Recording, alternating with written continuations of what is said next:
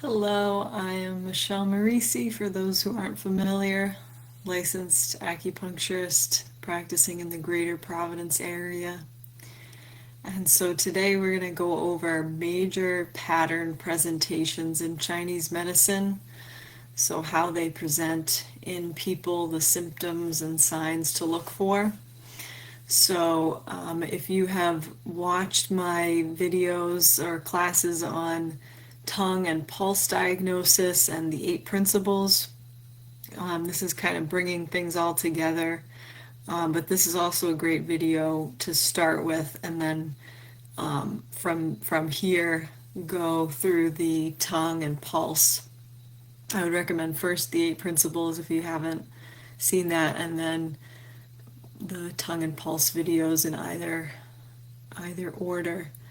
So you can find those in Wu Healing Group on Facebook or on Dr. Wu Healing YouTube channel. So if you're not familiar, in Chinese medicine, patterns of disharmony are typically the way that illness is seen and diagnosed. So think about it like everyone has their own internal ecosystem or climate, and so everyone is going to be a little bit different just constitutionally, but sometimes things get a little too out of balance and lead to ailments. So right, you like, just like the earth has different climates, some are dry, some are more wet, some are colder, some are warmer, but sometimes things go into drought or flood or too much heat, too much cold, etc. So just like the earth can kind of tip out of balance in terms of the climate, we can as well. And sometimes literally the climate that we're in can affect our inner climate. And so, and there can be a whole host of other factors as well. So we'll get into that a little bit. And yeah, and as I said before, you can feel free to look at the videos on the 8 principles and the pulse and tongue if you haven't already, or to go back to those now with this kind of broader picture that hopefully you'll get from this class on the major patterns of disharmony. So for today we'll focus on the deficient conditions, so two broad categories of conditions, deficient and excess. So these conditions are caused by a lack of something, and sometimes and often will have combinations of deficient and excess. But just to begin, we will focus on one thing at a time. So one of the most basic things is qi deficiency. So just a lot of us tend to have some degree of qi deficiency just from living our lives, and especially in this culture, we tend to get depleted from our diet and from if we're eating low quality foods, highly processed foods, and from overwork or overthinking. So particularly this wreaks havoc on the spleen.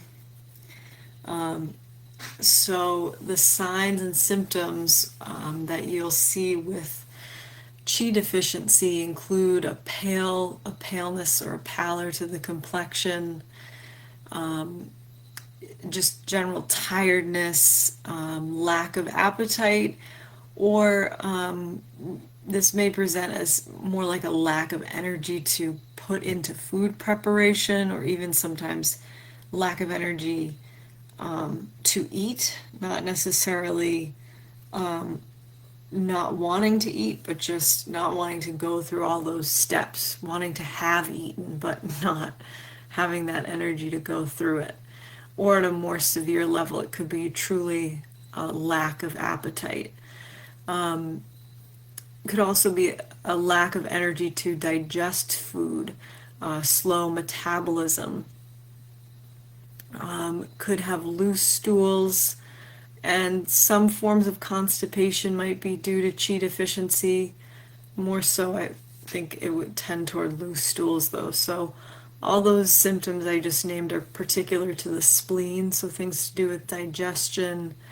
And then, if you have a lung chi deficiency, which you could have spleen and lung deficiencies, that would more so lead to a weak voice, shortness of breath, and easy sweating. So sweating easily without exertion or heat, not having that energy to kind of close the pores, the lungs, not having that sufficient chi. And so if you have seen the pulse and tongue classes, take a moment to try to remember what qualities the pulse and the tongue typically have if someone is chi deficient. So the qualities of the pulse would be empty, which means it's a big pulse but without strength, usually felt at the superficial level. You might also hear terms like yielding, weak, or soft, meaning the strength of the pulse. The key factor is the pulse doesn't have much strength, and yielding could be another way to describe the empty pulse, where you press, if you press a little more deeply, the pulse doesn't really hold its form, and it may seem like if it has strength, but then you give a little pressure and it just totally yields to your pressure. And the tongue was going to be pale and scalloped is a key sign of chi deficient tongue.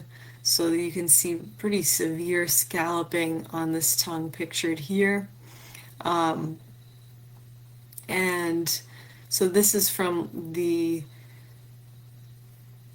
body not having, or there's not enough chi to kind of keep the form of the tongue, so it ends up losing its shape to a degree and pressing up into against the teeth and forming these teeth marks or scalloped shape around the sides of the tongue. So that's a really common sign of spleen chi deficiency. The tongue may also be swollen, so kind of oversized horizontally, and or puffy, oversized vertically. And also tremulous is a sign you sometimes see with people who are chi deficient, where their tongue is it's too weak to kind of control. So there's a certain liveliness to the tongue that you want to see in a healthy person, but if it's really kind of out of control, that could be a sign of chi deficiency. So this tongue here looks like someone who is spleen chi deficient and damp. So those two things go hand in hand, where the spleen doesn't have enough energy to transform and transport chi from the food, and then this leads to an overaccumulation of sorts, and dampness. So the tongue kind of becomes swollen, and so this person, this would be an example of a chi deficient tongue. It doesn't need to be this severe. It could be a tongue that's not as swollen or puffy, not as scalloped, but pale and usually some degree of scalloping.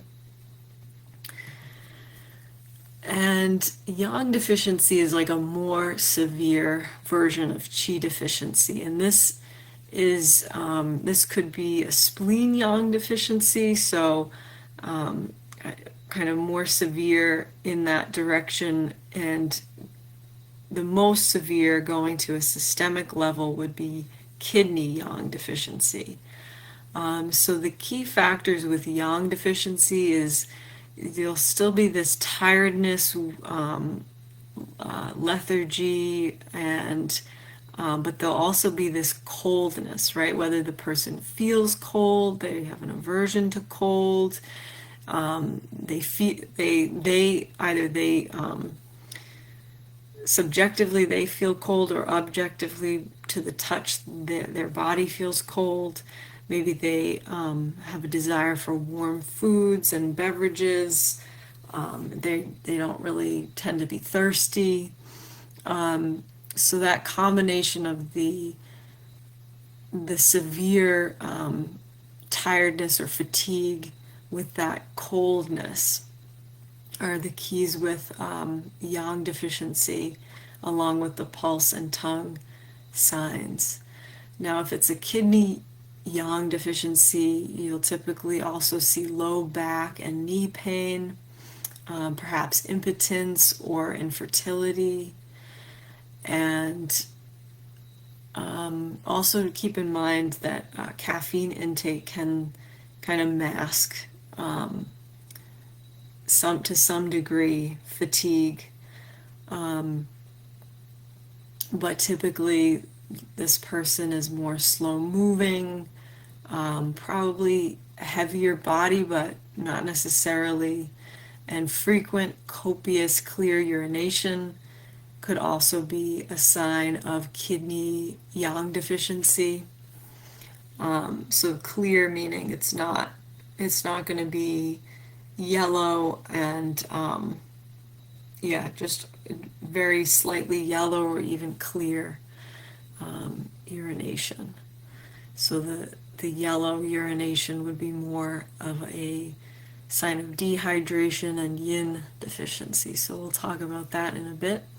A low-pitched tinnitus or tinnitus can also be a sign of kidney yang deficiency. So important there to distinguish. In Chinese medicine, we distinguish between a high-pitched and a low-pitched tinnitus. So this would be more of a low pitch. And the face still pale, but perhaps more of a shiny pallor to the complexion with yang deficiency. And as for the pulse and tongue, so it'll still have this weakness to it. It will be deep, so distinct only at the deepest or the third level that you palpate with the pulse, the organ level, and slow. So in Chinese medicine, slow is approximately fewer than 4 beats per breath. So when things get cold, they tend to slow down.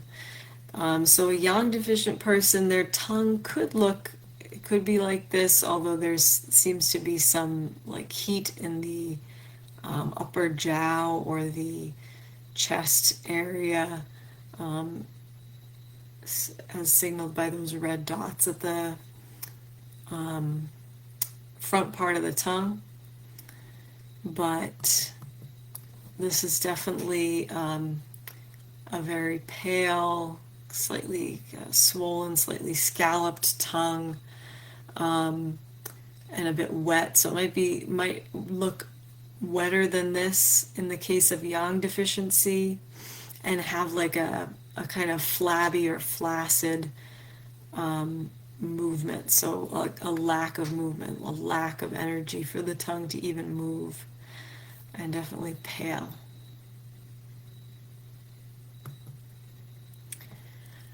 And moving on to blood deficiency. So A lack of blood can lead to also can lead to a pale complexion, more of a dull pale than the qi or yang deficient complexion. And so with blood deficiency on a systemic level, this would be liver blood deficiency with signs or symptoms such as blurred or poor vision, dizziness, particularly upon standing, something called postural hypotension. So when you stand up and you get a little dizzy or you can't see for a moment, that is a sign of blood deficiency.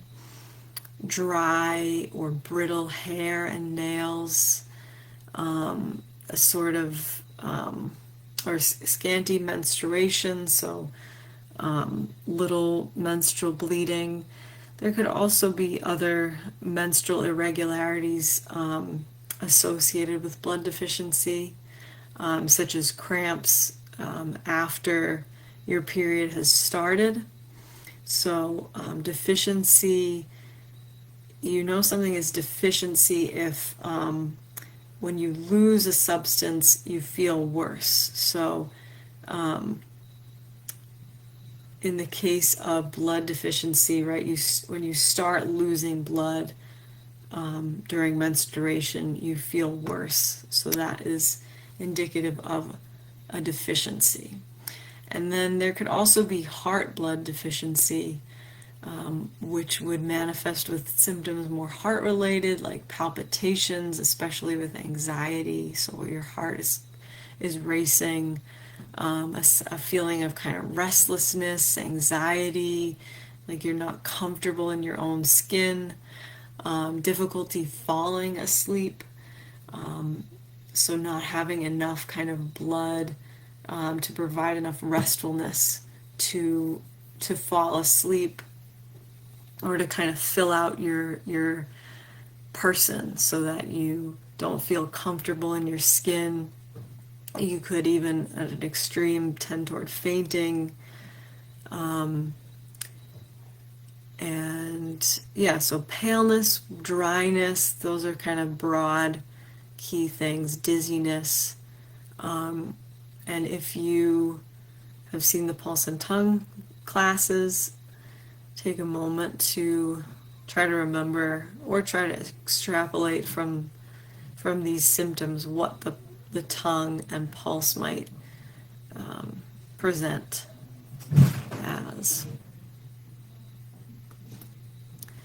So the key signs with a deficient pulse and tongue are a thin pulse, which can also be described as fine or thready, lots of different words for it or translations. But essentially it just is, it feels disproportionately thin. The artery feels disproportionately thin to the person's size. And it's described like feeling like a fine thread, so very thin but distinct and clear. So that would be a blood deficient pulse, not having enough blood to fill out the pulse. And the tongue would be pale and thin, or even at an extreme kind of flat looking. So this tongue doesn't look too thin, but more demonstrating the pale quality of a blood deficient tongue. It looks perhaps a little dry, perhaps very slightly cracked, more like creases there. So that is definitely some blood deficiency going on there.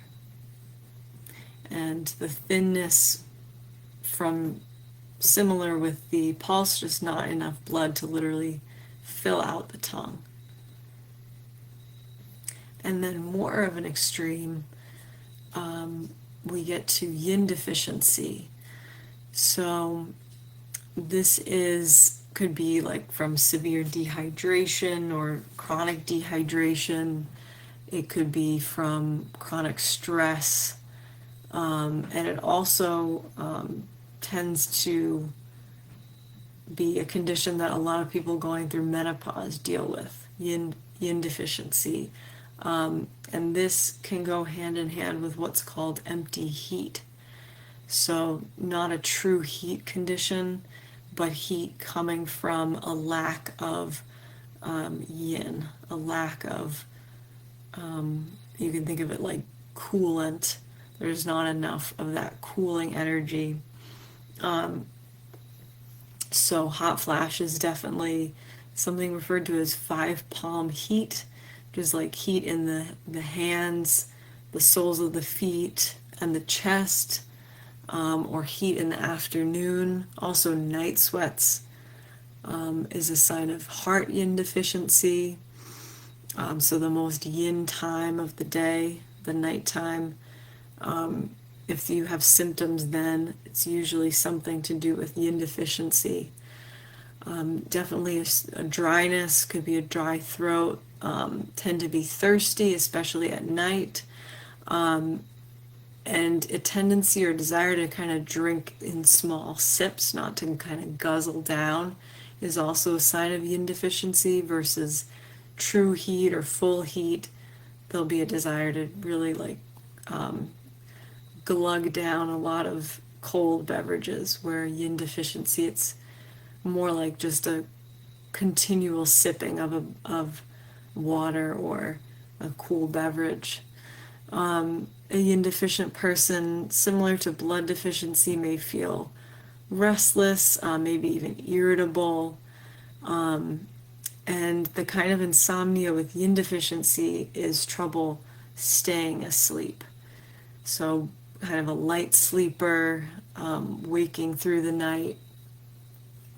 Could be a dark yellow and or scanty urination. So like we were saying earlier, that, as most of us know, is a sign of dehydration.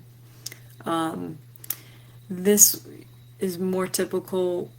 Yin deficiency is more typically cause of constipation, or like having hard, small, dry stool, or stool that's hard to eliminate. This is common in people as they get older, and as opposed to the tinnitus associated with yang deficiency, with yin deficiency, we get a high-pitched, like ringing sound in the ears. And again, at the systemic level, it's affecting the kidneys, kidney yin deficiency. Liver yin deficiency is a common pattern as well. So that can lead to the more severe yin deficiency. And as for the pulse and tongue associated with yin deficiency, you can take a moment to think about that. There's a little hint in this picture here as to what might happen to the tongue. So, yeah, so this lack of dryness, lack of fluid leading to dryness. The pulse is going to feel tight, which is like a kind of a thin but also hard quality to the pulse, usually rapid. So this could be anything more than 4 beats per breath, and that's a sign of empty heat when combined with these other signs. So rapidness is a sign of heat, and then if paired with these other signs and symptoms, we know that it's not a true heat but an empty heat. And also could be a floating pulse. So that is a pulse that's distinct only at the first level. And the tongue, this poor fella, I've used his tongue for all the examples of yin deficient tongues. But yeah, this is a really severe case, so don't expect to see this raw looking of a tongue, but this is a really advanced stage of yin deficiency with heat, so severely cracked, not only down the middle but also along the edges. So definitely the kidneys are impacted here, as well as, yeah, if the kidneys are impacted, there will also probably be some heart yin deficiency, liver yin deficiency, and so it may be a partially peeled or totally peeled tongue, meaning that there is little or no coating. So if we go back and look, so we can see there's like kind of a film over this tongue, over all of these. This one would be a thin white coating, so this has a healthy coating. And compared to this tongue, just like a peeled grape or something, just completely raw and exposed. It may also be dry and narrow as well. So a yin deficient tongue could be kind of more thin horizontally and even tapering towards the tip of the tongue. So that's it for the deficiency conditions, how they present. And next week we will get into the excess conditions and their presentations. So thank you for watching, and again, my name is Michelle Morisi, licensed acupuncturist in the greater Providence area. If you have any questions, please feel free to reach out at this contact information, and I will see you next week.